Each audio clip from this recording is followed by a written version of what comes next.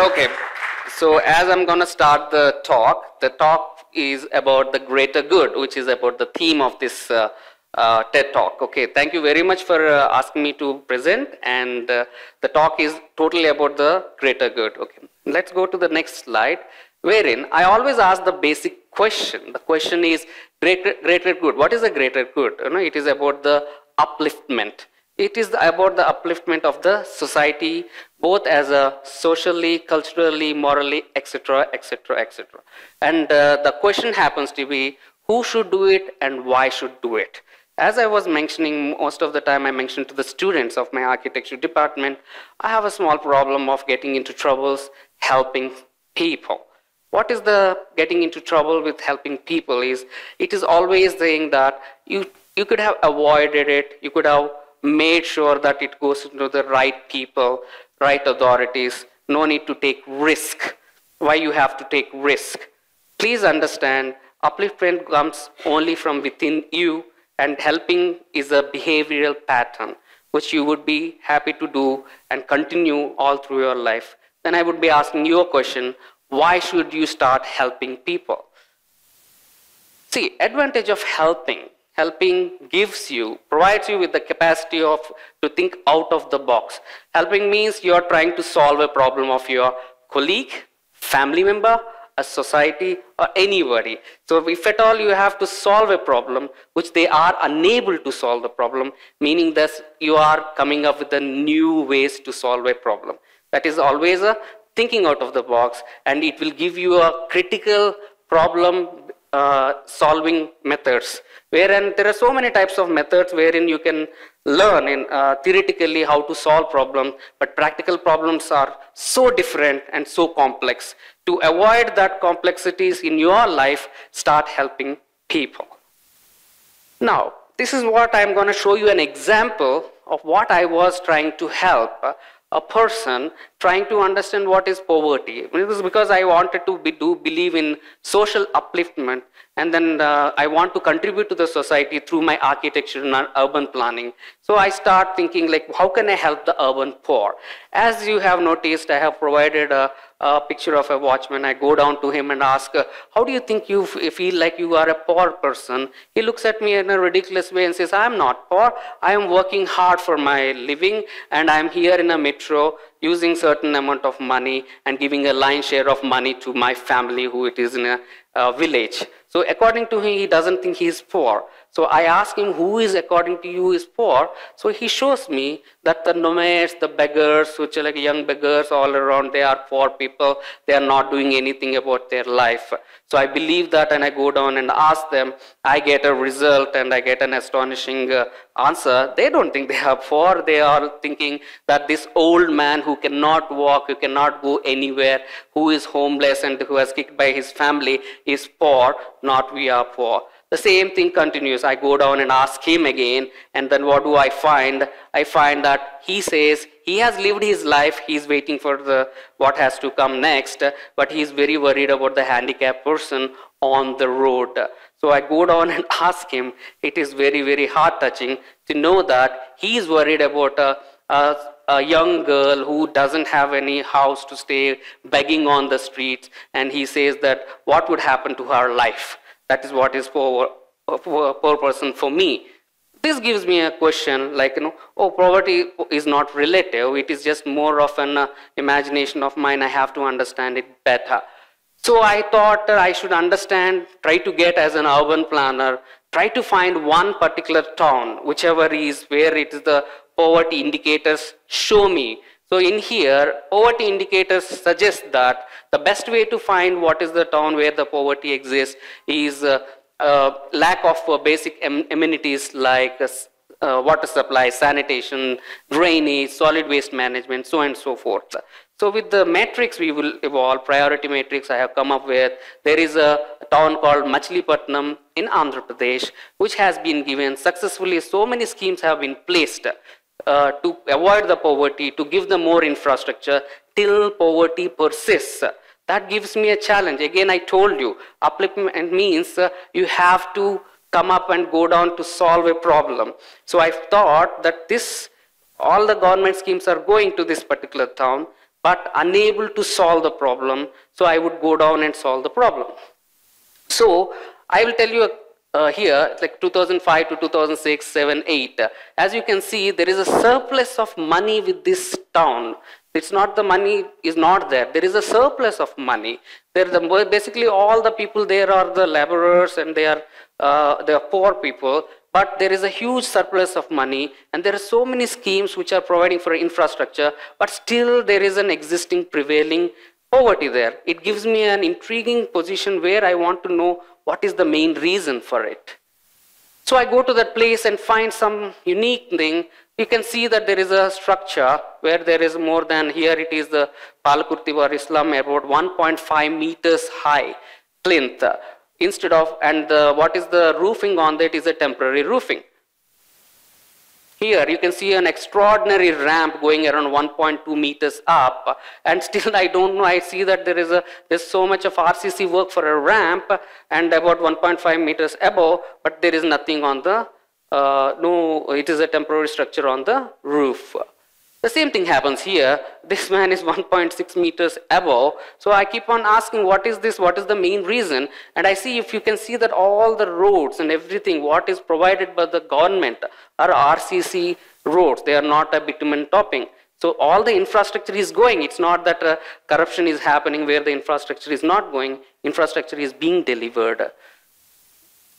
Such kind of cases give you intrigue, an architect and urban planner, to understand what is the main core reason.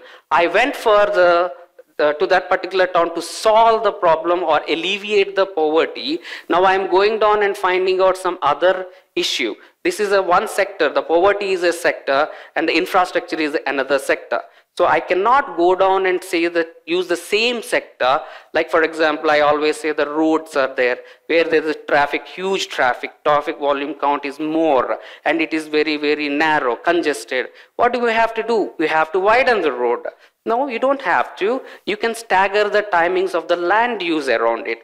Like imagine there are 4 schools there which are opening at the same time, 8 o'clock. You can stagger the schools timings like 7:30, 8, 8:15, 8:30. So the traffic in the same road can be easily moved. The same way the offices are there, these times can be staggered. This is called a cross-sectoral theory, wherein what with cross-sectoral method, we are taking an action across the sectors. The sector is transportation, we stagger the time.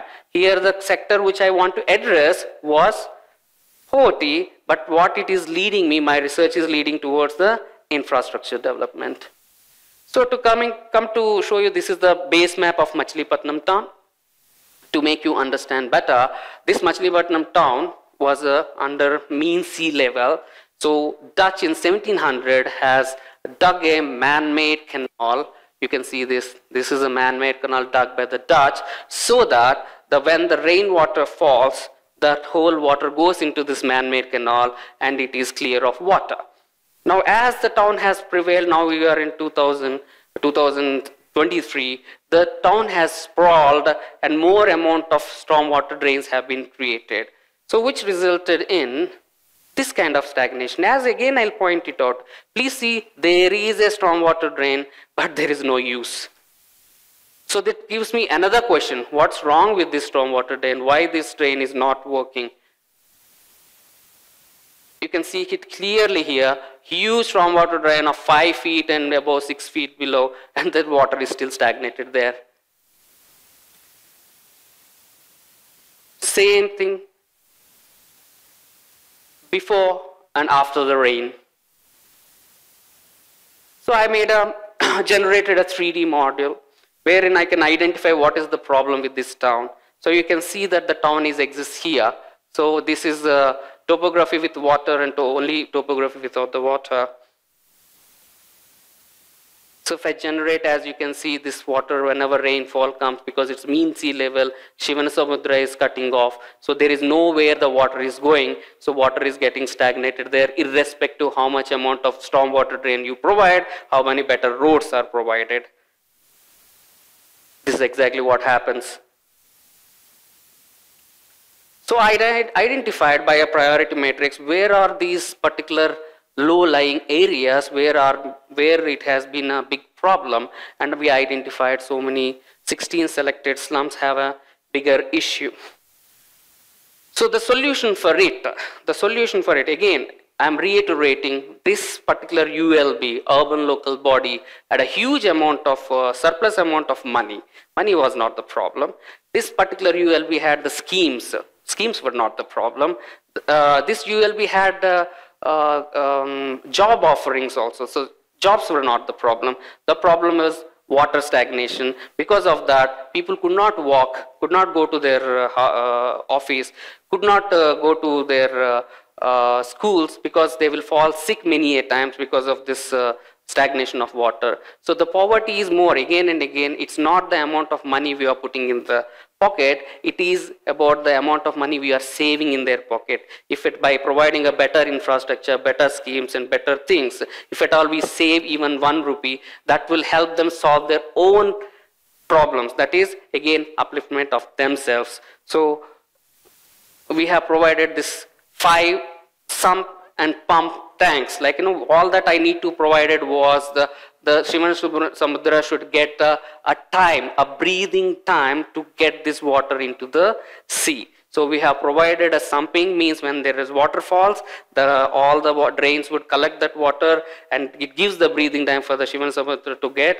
and then we pump the water out. So as we have surplus amount, as it is in now, the whole Machilipatnam, after this proposal, it is much more better, and the total 16 slums have become, they have been alleviated. We call it as a DFID project, Department for International Development Project.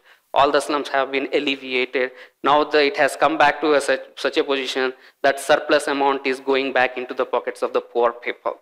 So here what I want to tell is, please, as a young people, always address to your cross-sectoral method of approach. Don't worry about the same method, same problem. Please see, is there an alternative method to find a solution. If there is an alternative method, please go for it. Always observe that there is always a chance. And one more thing, as you understand what is the big research model, what we have done is, for every problem, there need not be immediate solution. There will be always a main core issue. I always tell this to my students, that if you get fever, it is not just because of a viral fever. The fever is just one indicator. There can be many underlying effects for it. So you have to diagnose the main core issue.